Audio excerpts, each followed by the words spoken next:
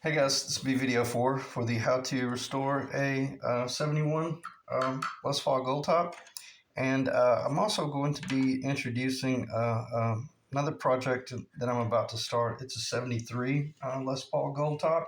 And I actually will be pulling it out of the case and showing it a little bit because I ran into some variations between these two guitars that caused me to really not slam on the brakes, but tap on the brakes and back up. And I call it backing up and punting. So even though I'm not really into sports, but what I'm going to cover in this video is how to progress through the build for a one-piece neck, because since I have two vintage Les Paul projects going, I was able to build these two necks in tandem, and it's just working out so well. And that's really rare because usually you're working on like a Gretsch and then you're working on an SG, or you're working on something else, and there's a lot of variations. But just because they are from the same manufacturer, I learned my lesson that that means nothing about certain depths and and specs and stuff like that. So I had to really make certain that if I was thinking about the heel, actually machining a heel to fit in this body, what is the likelihood it's going to fit in this 73 over here? And I came to the realization that it's very likely that everything about this heel is going to be perfect. However, one thing that I realized was once this heel goes in, and once this tenon goes in, I may have called it heel, but once this tenon goes in, are they compatible between each guitar? What's going on here with the heel? And the heel in the 73 is a little bit different only because that neck was replaced at one time, and I got to make certain that when it comes to visual and physical fitment, that I'm working in a custom realm where I'm actually on the 73 Les Paul, I may have the heel drop down about another 16th of an inch in order to possibly cover some funky work. And the same thing in this body as well, because when this body was removed, they did some drilling right here, and there's a little drill mark right there and a drill mark right there, and actually a feather drill, a real fine drill mark right there. So I got to make certain that when my heel comes back in here, that it looks good, man. And don't just build it per your Stuart McDonald templates, because what'll happen if you do that, it's going to be way up here, and you're going to see those removal marks. So when we're building our custom neck, and even though it's a certain era of guitar, make certain that we're thinking in the custom realm, and we're going to be doing something like this right here to make certain that we, don't come down here. That'd be obvious that that's a screw up. It's supposed to be about in that location right there, but if it's supposed to be there or there, let's drop it down about another 32nd of an inch to make certain that we kind of cover up some of those sins of the removal. Okay. So how do you build a neck once you take it to a pro shop and have them remove it and then hand it back to you as a neck, as a neck like this? And actually, that's the way Chip sent me this guitar. He sent me with the neck already removed. It was awesome. It was still really snug. So that's what it looked like. And if I were to just blindly build the neck back per what Chip sent me right here in my right hand, then I would be making a mistake and I would be revealing those removal marks. I'm going to be making the new neck probably about an eighth of an inch taller. Okay. So once you get your body back and you got the neck laying over in a side area, and then you're getting ready to reuse the fretboard, then you're going to heat that off with like a flat putty knife and stuff like that, and then be real careful about protecting it while you're preparing to do all this other work, because you're not ready to start working on this yet. And then you're just making certain that you're keeping it jigged up so that it's secure. And in video 3, I had gotten fairly long-winded in talking about restoring the electronics and all that stuff. And I didn't get to take the time to talk about really the sadness about the unlikelihood that you would probably be able to reuse this whole neck. You could still rebuild this neck. I'm not going to start talking about that in this video because I want to talk about doing pro machine work and to really maintain the value of the guitar, because this thing has been worked so much. It's so thin here and so narrow right here. It would have to be cut off back here and have a scarf joint done. It would be fine. And actually, I could have done that type work for this particular guitar if that's what Chip wanted. But I think had I known that, it probably would have ended up being more expensive anyway. But with that said, where I was going with this in video 3, I didn't get to clarify if you've got the donor neck from the original job and you're building your new neck. Obviously, this goes on the 69 SG that I'm restoring. And speaking of that, we'll talk about mother of pearl work for this particular job. I'll do it in this video, and it'll be related to just general pearl work. But what I was talking about was if you have the donor neck, then you're able to assess your machine work based on what you feel here. And obviously, when I feel the neck that is supposed to be on this guitar or on a 69 SG or whatever it might be, then for a moderate profile, then I'm able to assess this neck in my hand, and I realize, wow, it's literally gone. There's nothing left.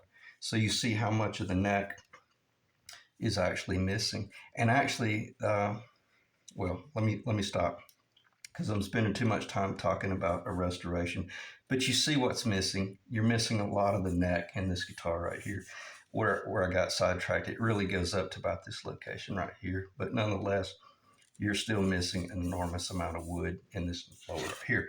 So that's why you're building a new neck. Okay, so once you have your body back, going back, now it's time to, if you want to hold off on the stuff or start the stuff, I've already built enough of these. I really didn't even need to do this, but I got to think, I thought, no, I'm going to put my ego on the back burner, and I'm actually going to build a little mock template, Tenon. It'll be awesome because I can show what our new objective should be. And it should be like master, like a furniture builder, like furniture builder fitment, where you're actually, you don't have pick guards and plastic and stuff covering up your machine work. Everything is revealed. So for you furniture builders out there, you ought to, let me back up. Not that you ought to appreciate what I just said, but you will appreciate the fact that I mentioned what it takes to build furniture, because everything's exposed. So, however, when we're building the guitar, let's think along the lines of like a master furniture builder, and let's get really, really beautiful fitment. Even though you'll never see that fitment, let's make certain that fitment is there. Okay? So, and with that said, when I was, fooling with this poplar, that's when I began to just pick up these little scraps that were S4S, and I started verifying things. I started asking myself, okay, well, is that a 4-degree cut? And because I thought it was a 4-degree pitch, neck to body, it's not. It's 4.3. It's a 4.3 degree pitch. And if I had been paying attention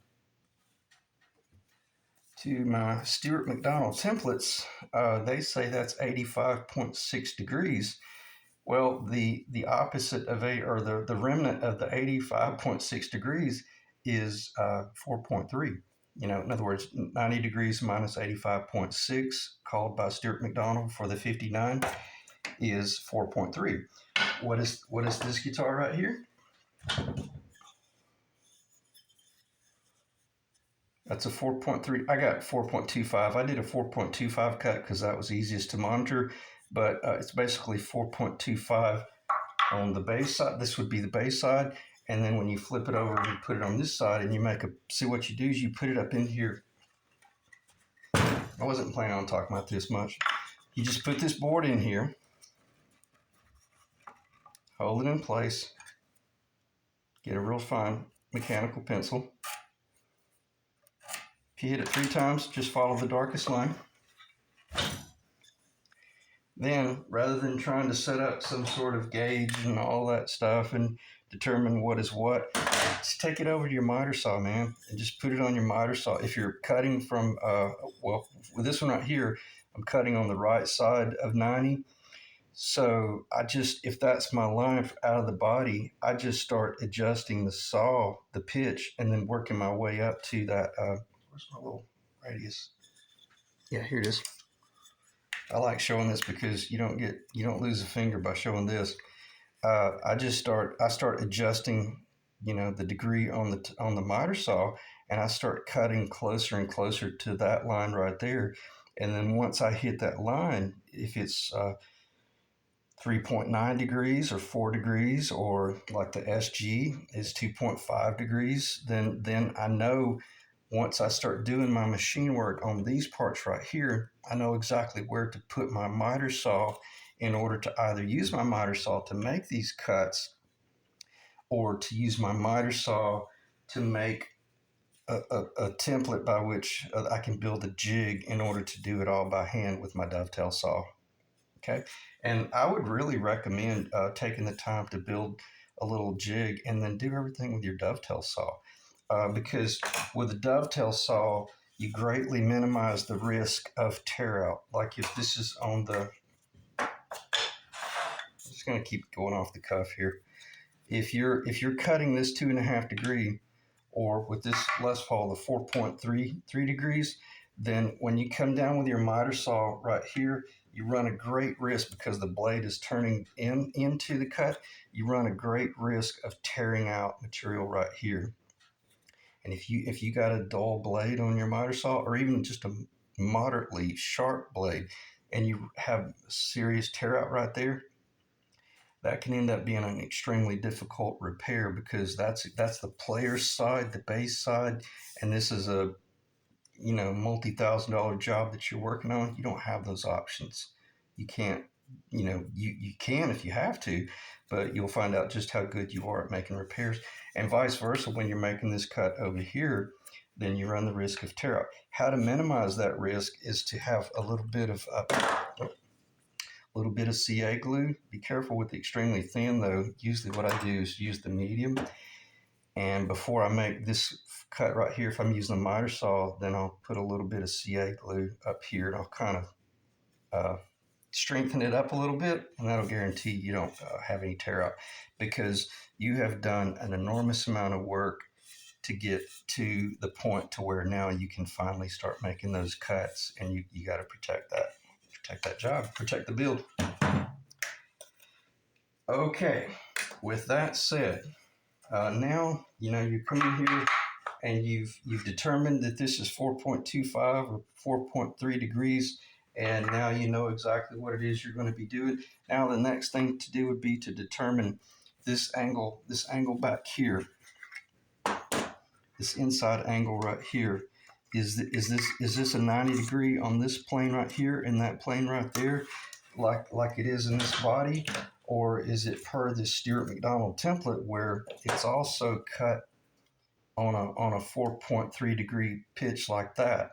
That's a little bit odd, but safer to follow that until you get there. But with this job right here, I wanted to make certain that I didn't just blindly follow this template right here, because from 59 to 71, well, that's over a decade. So there could have been some changes in there.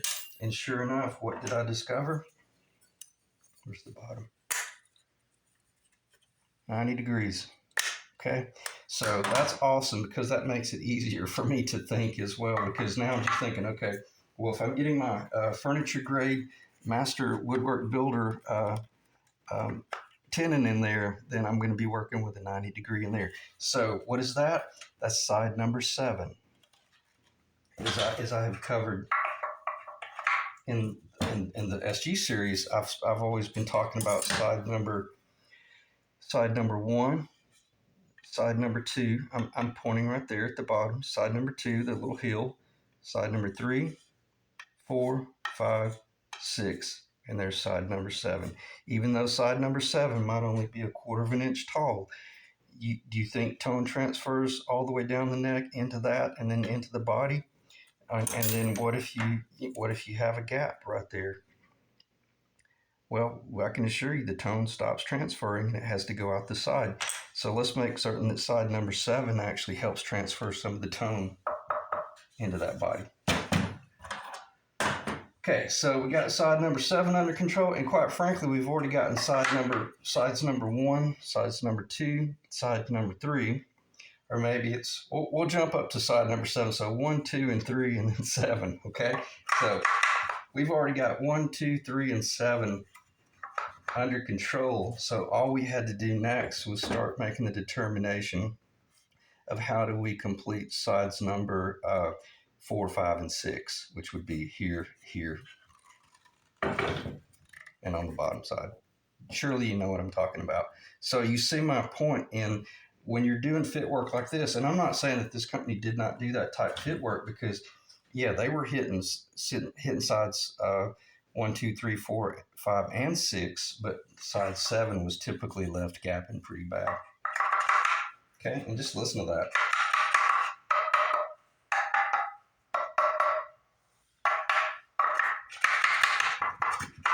So you can't tell me that an exceptional fitment, even if it's glued in with like a water-based glue, is not going to help with the sound transfer. Okay, 16 minutes. Feels like 45 minutes because I've done this video 3 times already and I keep getting too long-winded. But I make that statement, oh, it's too long-winded, and I actually need to realize that this is a hell of a lot of information, and I don't really know of anybody on YouTube that's providing this much detail, because I'll do a search on, how to do a neck like this, and they got a lot of dancing bears and stuff like that, but I don't really see anybody just go into the details of like talking about 7 different sides when you're fitting a neck like a furniture builder would fit a chair leg. So, and think about it, if you're building a table, you got to do this 4 times, okay? Unless it's a 3-legged table.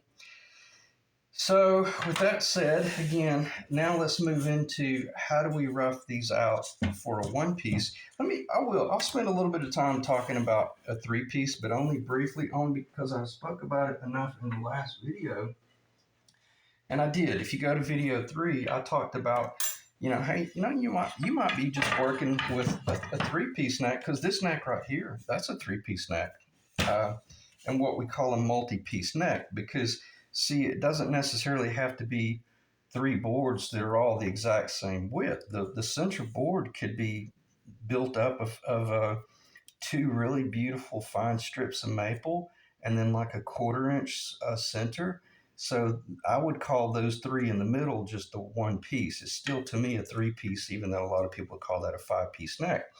But nonetheless, if you're working with the multi-piece neck, see, this was just 1 large board. And then when you're machining that out, I got that marked 1C, 3C, and 5C. And you might think, well, where's 2 and 4?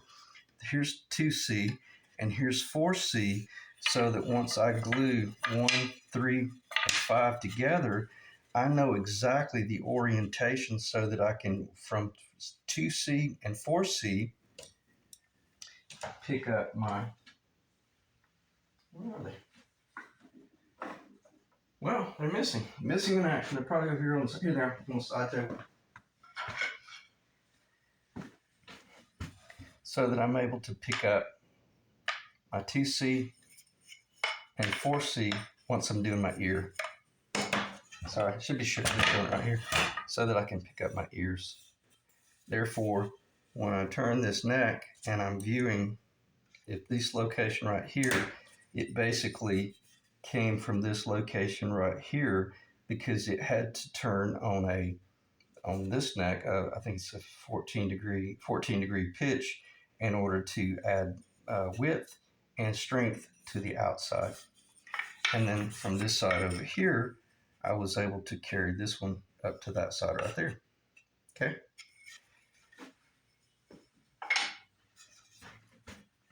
So you can build your neck out of one piece or multi-piece, and I can assure you, I'm going to spend the rest of the video talking about working with a one-piece neck and what just blew me away as far as stability. However, well, I shouldn't say that. It didn't surprise me at all. Well, actually, it did. It surprised me a little bit. Going straight to the finish line, these did not these rough outs, they did not move any amount. There was no pull or no twist or no pull up or back or twist. I mean, cut, warpage to the right, to the left, move. I should say just movement. When I say there was zero movement, I don't know if you're going to believe it, but that surface that you see right here and right here was opposite of one another like that. And when I did all this machine work, I was expecting there to be, about a 16th of an inch gap somewhere up here. Nothing, no gap, no movement. That is the original cut from which one's the dark one? That's from the machine shop where I bought it from, or the luthier wood supply that I bought it from. That's where they did their S4S machine work. And this is where I did my S4S machine work with my table saw. And when I made that one cut right there, cleaned it up a little bit with just my sanding block. It's exactly what I ended up with. So when I saw that right there, actually I saw it well before they were ever roughed out, because when you make those cuts internally within a large board, if that board is going to be problematic, then you're going to either feel or hear your table saw or your bandsaw start binding a little bit. And I noticed it was a real clean, precise cut. Everything that I was doing was very clean and there was no movement. But what really blew me away is when, I guess let's just go ahead and start talking about the one piece neck, because I've already covered the rough idea of working with a three-piece neck enough in video 3. But just to show you before I forget, is just I machined this three-piece neck out of a completely different board 2 weeks ago, and zero movement. Okay, nothing. So if they'll stay that stable in a three-piece small fashion, then once you glue them together, I could give you a lifetime guarantee on this neck, and I really mean that. It's never going to move. So let's stop talking about multi-piece necks and let's start talking about one-piece necks, and let's talk about how to get there. Okay, so if you remember, I had this really large board and there was an additional side on this side right here. So whatever it was, I think it was 3x4. I machined off enough material on one complete side, completely machined off one full side, and left it 2 3/16 of an inch. I don't even have to measure it, but basically your target was 2 3/16 of an inch.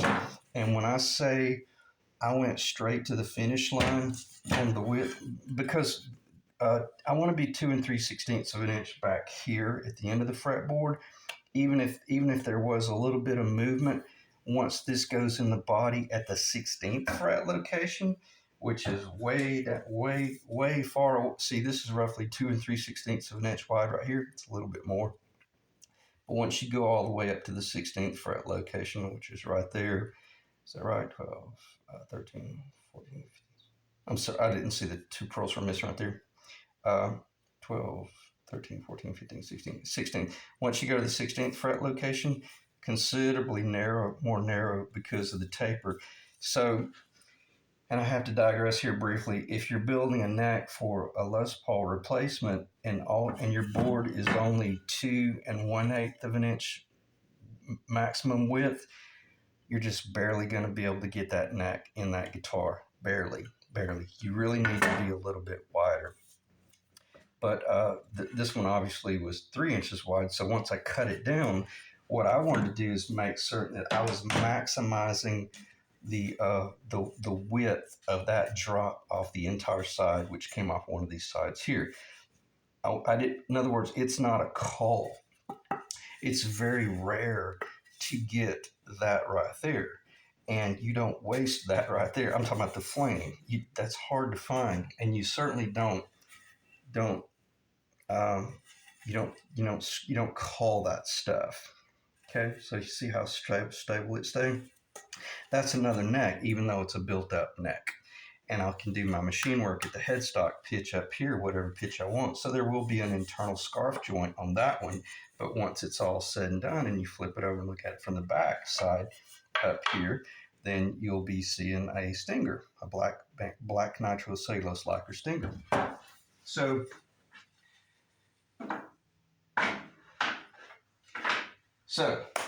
if you have vision, then you can look at a board, one large board, 3 inches by 4 inches, and you can start seeing all the different necks. And let me see if I can. Okay, it's the one that's got this. It's kind of rough right there, but you can see that. But I need that depth right there. So that's where the bandsaw just jumped over a little bit. And trust me, I'm still going to be cutting off about an 1/8 of an inch up in there. So every bit of that's going to be cut off up in there. However, so that was the neck number 1. That was the bottom. And I just know that this was neck number 2. And it was in this location right here. I'm just going to have to hold these together, but just know that they were basically the width of a saw blade difference. And this might kind of blow your mind. I came in here with, this is pretty important because this is how you build, this is how you get 3 necks out of a board that most people could only get 2 necks. Neck number 2. See, I've got a mark right here. I got a note that says neck number 2, and with the arrow that points up there, I've got a little circle and an arrow that points in that direction. I got a note that says neck number 1 with the arrow pointed down. So I would be willing to bet you chips Les Paul that that's exactly where that came from. You don't do any notation on one side. Always leave one side, well, until you're doing your machine work. When you're doing your rough out, never make any marks or notes on this side, because once it's all laying over on the side table, you'll get confused and you won't know, did it go in this way or did it go in that way, or was this even from this board? Because you will amass boxes of this type drop material if you're not careful. Well, if you're going to build guitars, you will. So I know that that's neck number 2 because it's the prettiest and it's the smoothest, not that it matters. So this is neck number 1. This is neck number 2. And if this says neck number 2, that goes right there. Okay, so when I'm doing the ear work, see that on this one piece neck, when I'm doing the ear work, up here, this is going to get transferred up here somehow or another, or either on this side. Well, I can already tell you that piece of material that you see right there will be the ear that goes right here, because it is going to be the absolute closest to what is going on with the annular ring of the tree, of the original tree. They're always going to be a little bit rift or a little bit plain. They're not ever going to be just perfectly true.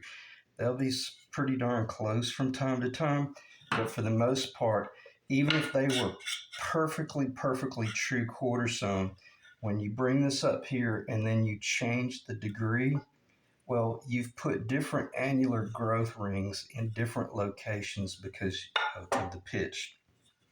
There's no way around that.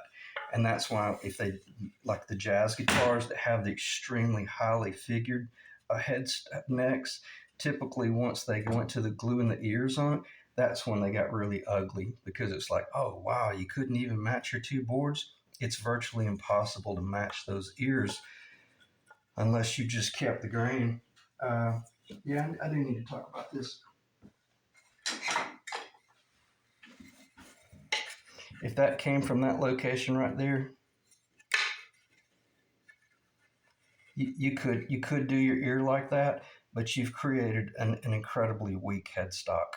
Okay, but if by turning that like that, and you woodworkers know what I'm talking about, you get a far superior headstock strength. But but you know, strong enough to keep it from falling apart, but still weak enough that if it took a fall, it's still going to break up in here, or if anything, it's going to break in this direction right here, wherever the ear stopped. Okay, so let me stop talking about bad dreams. Let's not have bad dreams. We don't want to drop our guitars. So if you see my point, if you do all of your notation work, and is that one? Then you're able to make the assessment as to how you want to continue to use that board. And then what's kind of funny, yeah, I'll go ahead and show it again. That board was so large that okay, so basically when I kept showing that large 3x4 board, you would think, well, how did you get that? Well, well, you can see it. That's why I left that on there. That piece right there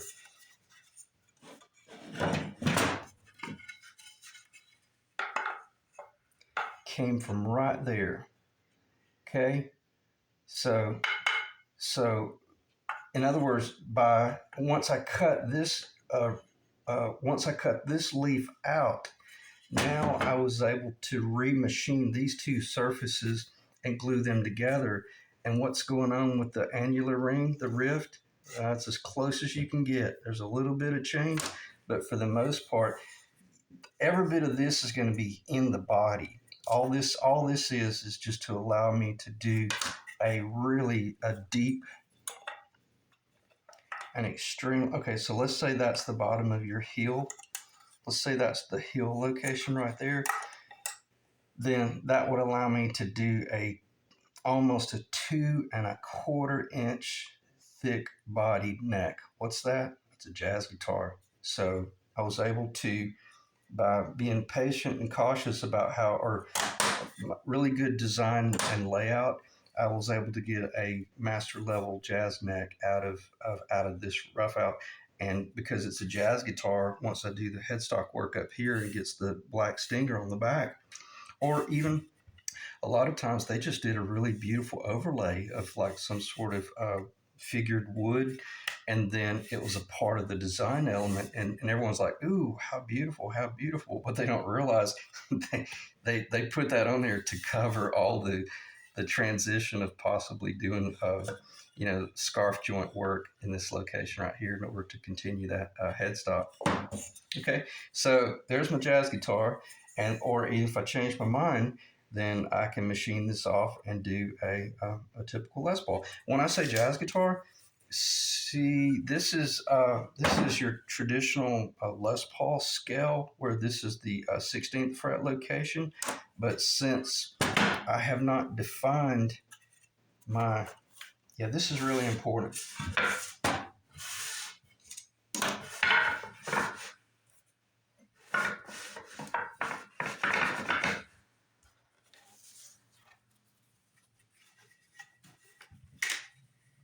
Okay, so at a minimum, we know our heel is going to have to be right there at that threshold, because that's just it. So you can see where our headstock would need to start pitching, or the machine. Yeah, let me go ahead and get that block again. Let's see. Let's say we were going to do that right there. There's nothing wrong with that, because it's the inside. See, we haven't put the ears on it yet. So that would be the Les Paul. If this somehow or another came from this location, not here, up here, I wouldn't take some sort of like location down here or location down here and transfer it up here and flip it upside down or any of that kind of crazy stuff. That would get you. And see, this is from some other board from 2 years ago. So even though if you were building a third Les Paul neck, then you could do it like that right there. Or if this needs to become the 14th fret, then just know that, okay, so this is the 16th fret location. Let's just say this is the 14th fret location up here. Well, then you're going to have to transfer this down. You'll have a shorter tenon, or either you'll be doing a dovetail. But what will happen is now, if you had originally planned on doing this up here for a Les Paul, Now you can move this down in order to do your jazz guitar neck that connects the body at the 14th fret. Okay, so think along those lines, and you'll realize that, wow, is there any way I can get a fourth neck out of this? Probably, I wouldn't. It wouldn't surprise me if you could. But where this went was, it basically went in that location right there. I'll have to leave this off because of that. But it basically, that was the board right there. Okay, and that's what I meant by when you start looking at how clean and true these lines are. That is one single pass on the table saw, so you can see how beautifully true it stayed. And when I can't remember the order of operations of the cuts, but it is critical. You don't make that cut first. You have to make that cut like maybe second or third. But I'm gonna stop talking about that. But what I was going to say is, you're not going to believe this. Is going to blow your mind. Those internal cuts.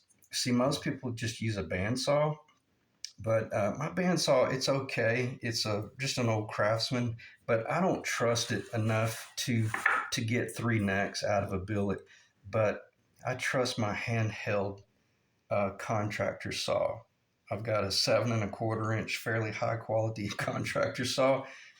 I put that contractor saw up on here, and I actually watched the blade, and I just went straight down into, not that pass right there. I apologize. I shouldn't even be telling you this because it's kind of like telling your little brother, the safe way to ride a motorcycle, and then he gets hurt. So, but basically, when I had this board up here, I knew that I wanted to salvage. What it really boiled down to, I wanted to make certain that I didn't lose any of this material here because I need to get 4 ears out of that location. So I was able to use my contractor grade miter saw, and basically, with the blade sticking out of the bottom, just let it go down into the blade, and the blade was always all the way down. And the way you could do it is you could clamp a straight edge across here, and then allow the deck. I don't have a square. Remember, I'll just use this. If this is the deck of your contractor miter saw, contractor handheld 7 1/4 saw, we call it circular saw. But if you clamped a board right there on a 90, and then you put the miters, your handheld circular saw up here with the blade sticking out, and then you just drop straight down in there, then that will guarantee that you don't. It won't guarantee that it won't jump back, because when the blade is going in, it's definitely going to want to start pull cutting. So you got to have a grip. You got to make certain that you control that tool. If you're working like this, it's not dangerous. I didn't have this. I just had it laying up here, and I'm watching the blade as I'm lining up and going down real slow. And once I saw that I was going in on the angle that I was on, and actually that wouldn't be a 90. It would have to be pitched according to the pitch on the actual lower. Okay, so this cut, I'm actually exaggerating on this angle right here. On this cut, I'm exaggerating, and I'm cutting down like that in order to relieve out that piece in the middle. Once I got those two relieved, then I was either able to use my bandsaw after some initial relief, or come in with a really high quality jigsaw. And I do that all the time. I've got a nice DeWalt jigsaw with a real tall blade, and then just jigsaw out that little bit right there, jigsaw out that little bit right there, and then bandsaw anything else that you can't get to. But I love using my contractor grade circular saw because I've got that baby perfectly true. And if I make this rough cut here and this rough cut here, there's no way to pull that off with the contractor saw. That has to be done on the oscillating sander and hand shaped. It took me 2 days to do this, working basically all day long, and most of those hours were spent in thought on the front end. Well, that was after I had done weeks of design work and thought, and then I get a phone call from Jerome with the 73 Les Paul, and as soon as I got that phone call from Jerome and then sold that job, Jerome selected to go with uh, the figured flamed Honduran other one. That's when I realized time to build two Les Paul necks out of that one build of board, because one of these necks is Jerome's and one of these necks is for Chip. Okay, so once you're fortunate enough to land two jobs back to back like that, and I sent Jerome a message last night. I was like, yeah, for certain this is awesome because I'm building these two necks in tandem, and whenever I adjust a tool to make a certain cut, whether it's width or pitch or something like that, I'm able to pick up this Jerome's neck or Chip's neck lower and make that cut as well. While I've got my saw set up, like the fence. And we just call it setup. And setup, actually, when it comes to woodwork, setup is really the most difficult and time-consuming thing. Once you get your tools set up, like I've got a little a router station over there set up right now to do the route work for the truss rod, and that's what prompted this video. Now that my routing station is set up, I could do 10 of these. I could do 100 of these. I wouldn't want to because I'd be working on necks for 6 months, but certainly doing two jobs at one time now is really enjoyable. And you can see that the really cool difference here. See, the annular ring on one of these necks goes off in this direction, and the annular ring on this neck goes off in the other direction because, as you would understand, they are opposite of one another. Okay? 41 minutes. Okay, so let me pause, and I do not want to erase this video because that is an enormous amount of information. Even if I have to do this in a 3-part series, let me pause and collect myself and think about what I might have missed, even though you might think, wow, that was a ton of information. Trust me, I could talk about this for another 2 hours. So let me pause, and then we're going to come back and we're going to start talking about router bits and how to move in that direction.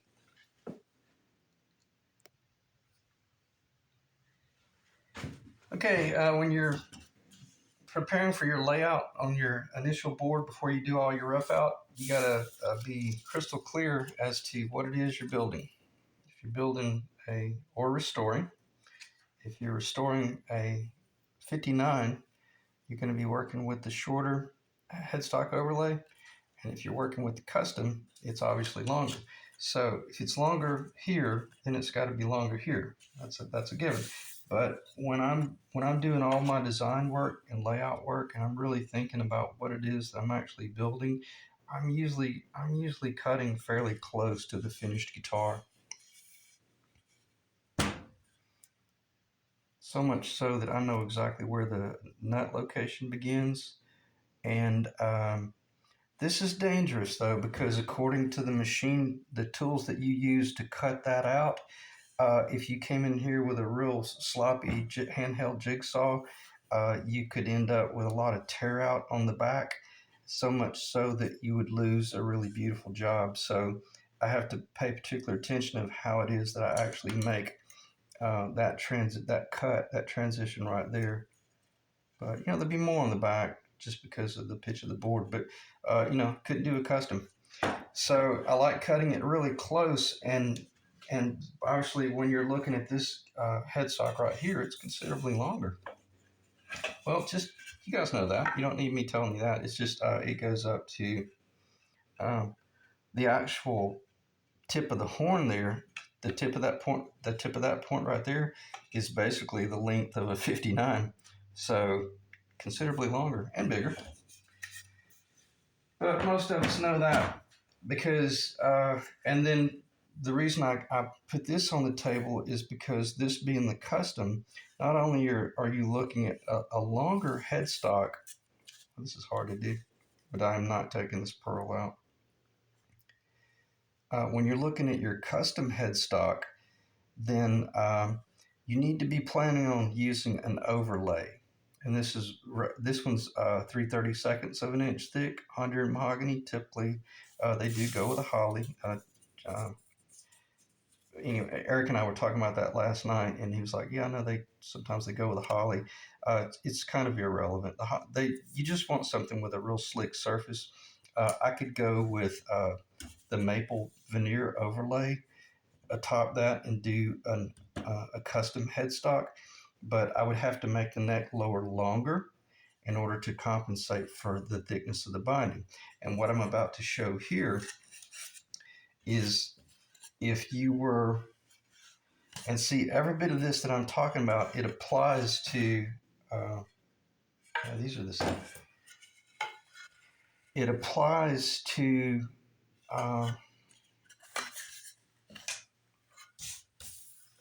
okay, so we're doing a 59. All the 59 really needs is just a painted headstock. But typically what I do after I do my ear work, I come in with a super, super thin maple veneer, and the entire headstock overlay gets a veneer of maple, and therefore it is epoxied down, or either you can tight bond this down. It's super strong enough. But when you're dealing with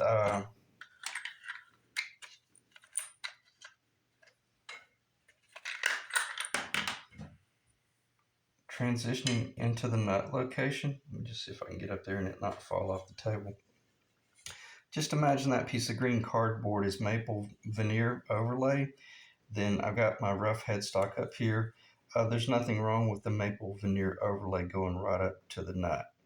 Or you could go a little bit beyond, and then you could, once you actually, and actually that's quite wise, go a little bit beyond, because once you start building your guitar, you might miss this location by about a 32nd of an inch, and it sure would be nice to know that you've got a little bit of overlay hanging over that needs to be trimmed off when you fit the nut. But let's say in a perfect world that that's all fitting like that, right up to that nut. Well, then that point when you were doing your rough machine work, turning it into a finished lower S4S, this plane right here, continuing into that plane on my necks are 17 degrees. The SG is different, it's 14 degrees. However, if you're doing binding, if you have your binding up here, obviously that's 5/16 of an inch thick for just binding work, it gets cut down. But if you did binding, in other words, if you were building a custom headstock and you used this rough out design, it's not going to work, because once you route down roughly 1/8 of an inch to receive the binding, now your binding is going to travel all the way back to about right there.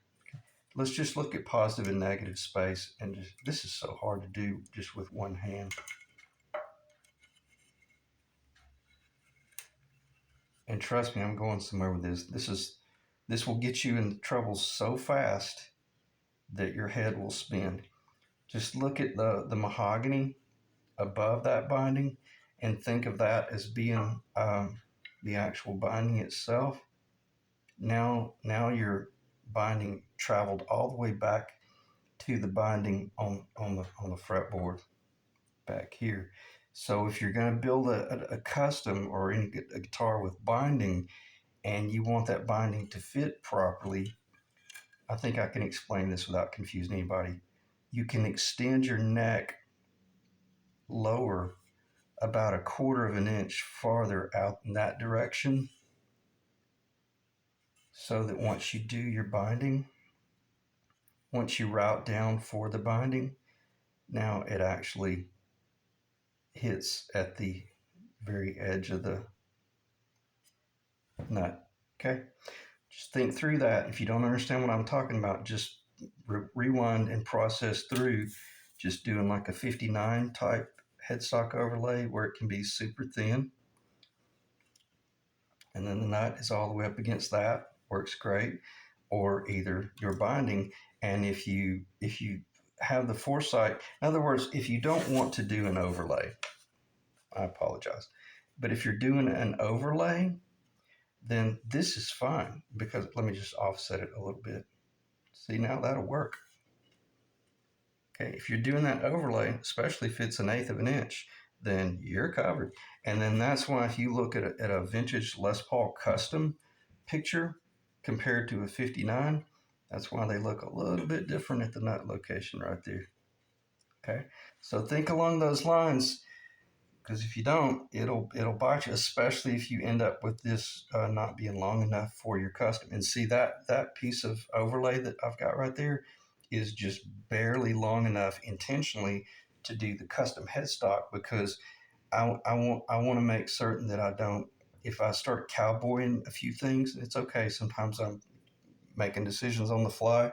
I want to make certain that I'm not making a decision based on something that I thought was a 16th of an inch longer than it really was when it wasn't. So I typically force myself to work in very tight parameters so that I'm keeping a scale as well. Okay. That was some intense information, and it's really stressful to try to explain something like that, especially knowing that most of you guys that are watching that have never built a neck, you don't realize that you have to think on that level. I'm not bragging or anything. I'm just saying I learned the hard way on the first couple of necks I ever built. I was like, good Lord, man, I couldn't figure it out. And even I was watching a Robert Benedetto video, and he was trying to explain that, and he was struggling explaining that. And a guy asked him a question. He was like, it just has to do with the binding, and that's all he could say, because he knew it would take him 45 minutes to explain it. And the guy that was asking him the question clearly was not a woodworker. He had no idea what he was even asking. Okay, so let me pause, and then we'll go from there.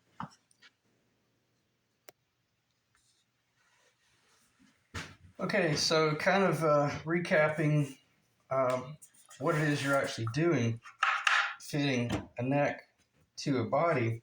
One thing that I discovered that it didn't surprise me, but it was kind of interesting information to discover. Okay, so usually what I do is I like to make a little small templates of what it is that I'm working from. So the green cardboard template here is obviously from a Stuart McDonald 59 Les Paul with a 4.3 degree headstock angle. And you can, if you want to go on a forum and answer any questions, if anyone's asking what is the typical headstock, the neck to body pitch, it's 4.3 degrees. But what I discovered, had I blindedly, I guess is the word, if I had have blindedly used the Stuart McDonald template, I would have been 1/16 of an inch too narrow in my heel, my tenon. Sorry, I got to tell you guys, it's hell doing these videos because I'm trying to think 1 minute ahead of what it is I'm talking about to pull the video off, and sometimes I call a pencil a knife and a knife a pencil. But if I had have used the tenon on this Stuart McDonald template, it would have been too narrow. I'm talking about the height, and then that's why I got to think. I was like, whoa, wait a minute, I better back up and just start using the tools like you're supposed to use them.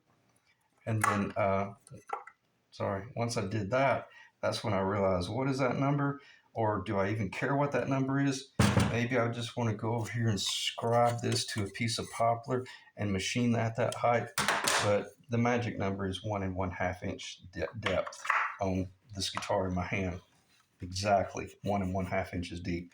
This is I think 1 7/16. So be careful. It doesn't matter if you're building your own custom guitar, you're just working with what's in front of you. But if you're restoring this guitar versus Jerome's 53 over here, Goldtop over here, one thing I did do, I went ahead and pulled the P90 in Jerome's guitar, and I did verify that this tenon stopped in the exact same location. And what is that dimension? Some people call this a short tenon. That's BS. That's not a short tenon. That's a Les Paul tenon. And the short tenon versus the long tenon is a myth. I've already shattered that numerous times. It's it's just slightly over. Sometimes I'm just going to use the metric. It is 90 93 millimeter. That's the depth. And it is 3 and we'll say almost 11/16. Okay, so that's a Les Paul tenon. 3 and 11/16. If it were a long tenon, 59, it would go back to about that location right there. So it would be longer. Does it sound better? Depends on how you install it, I guess. Or if you're Joe Bonamassa. Sure. I know Joe made a statement once. Yeah, you know, the short tenon has a different bite to it versus the long tenon. And I'm listening to it thinking, that doesn't make any sense, but I'm just going to leave it at that. So, because Joe is an extremely knowledgeable guy about these specs and stuff. But anyway, so once you've got that machined a true 1 1/2 of an inch, or like I said, if you had have roughed this out and you roughed it out too narrow, then you'd be putting a shim under there. I'm not saying that's the end of the world if you did do that, but if you're doing a video series restoring Chip's 71 and Jerome's 73, I don't want Jerome's guitar to get an 1/8 inch shim under it, or or something like that, because I was basing it on Chip's guitar, so or the 71. So the next thing to do is, after you've got that under control and you've got your neck beautiful, S4S where it matters. And why is that notch right there? Because it allowed me, when I machined out the board up above it, it allowed me to get just a little bit of the heel for that upper neck right there. If I had have gone ahead and just cut this all the way back to that corner, it would have forced my heel on this one back, and I would have lost the tenon length. So it's going to get cut out eventually. And what is that dimension right there? It is an engineered dimension based on the actual guitars that I'm restoring. I'm sorry, 16th fret location. Okay, read between the lines. 16th fret location, 16th fret location. That notch out drawn right there represents where the pickup location will be. And I am about 1/16 of an inch longer in this area right here than it needs to be. Once it goes in the body, it will get about 1/16 of an inch machined off that back wall back there. So, and what is that depth right there? About 1/16 of an inch higher than what it will actually be getting machined out once it's routed out for the pickup. So I cut it pretty close on that, but it saved my neck above it, gave me a little bit more length. So, you see what it takes to build a guitar, or either 3 necks out of, in other words, getting 3 necks out of one board that most people could only get 2 necks out of it. So, let me pause, and 57 minutes.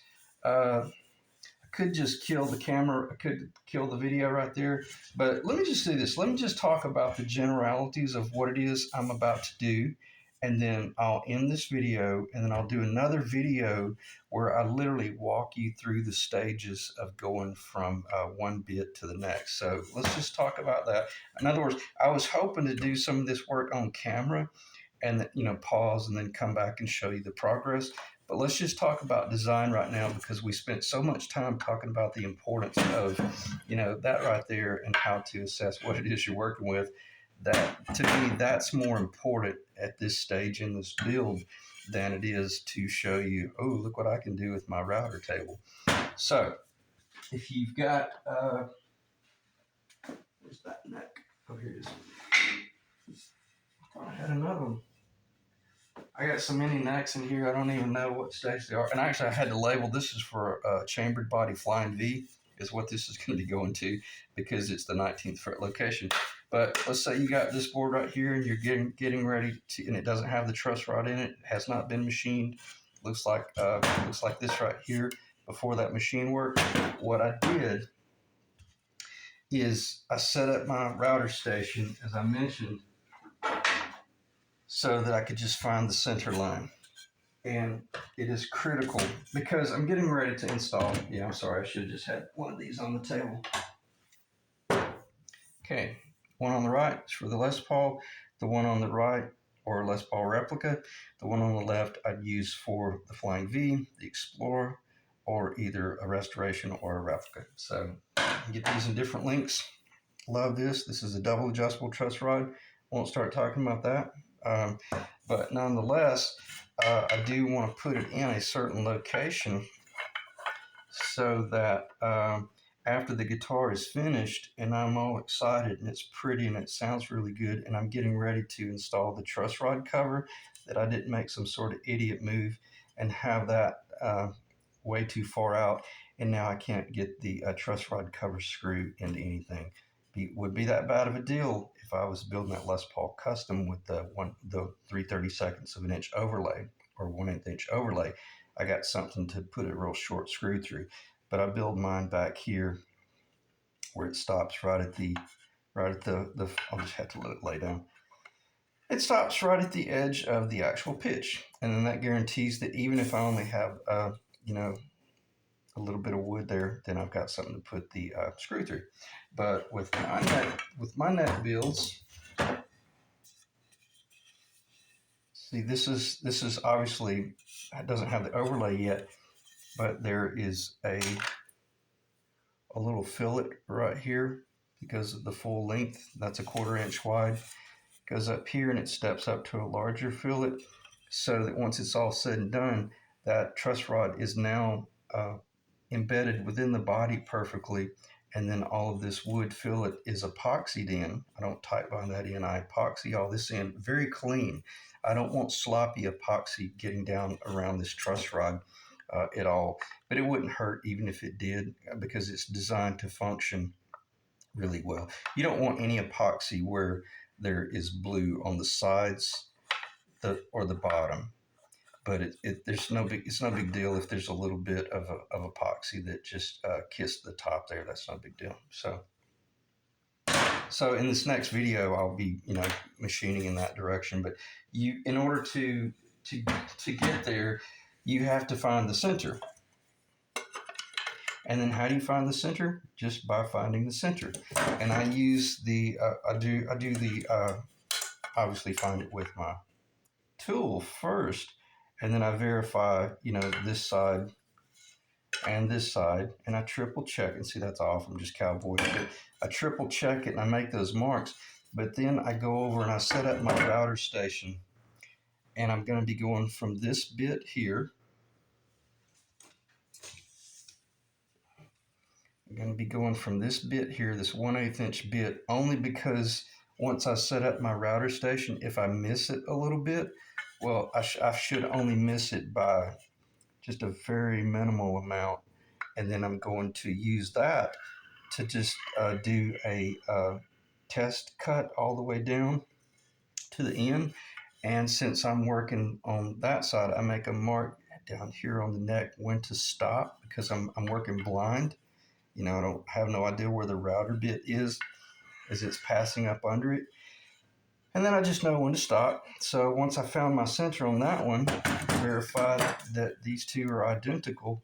So once I have my station set up on a center line, now I remove this bit and I step up to either a fluted bit or this spiral. I think this would be called a spiral up, because as you turn it in the direction, you see the spiral go up, but it cuts in a direction so that it will make certain that it pulls your board over into the fence. You do not want to spiral down, because if you have a spiral down, it might push the fretboard off. All the more reason to just use a straight fluted facing bit, but like a 1/4 inch. And I go down just a little bit with the 1/4, and then once I get the truss rod, basically what I do at that point, I just flip the truss rod over, and I go down about a 1/4 inch max. Well, finished. You want to go down maximum about a 1/4 inch with some sort of straight bit, or like a face bit. Then when you get down to the bottom, now that you've got that material machined out, now change over to your, I didn't get to show that one. These are unbelievably precise, but then after you do that, then you'll switch over to your radius bit, the round nose bit, and that's 1/4 inch, so that see how I've got my square cut right there, it'll be a little bit deeper. My table set up. Now I'm able to do the round nose bit for the bottom of the truss rod. Okay, so once this all goes together, there's no voids in there at all, and I left as much wood in as possible.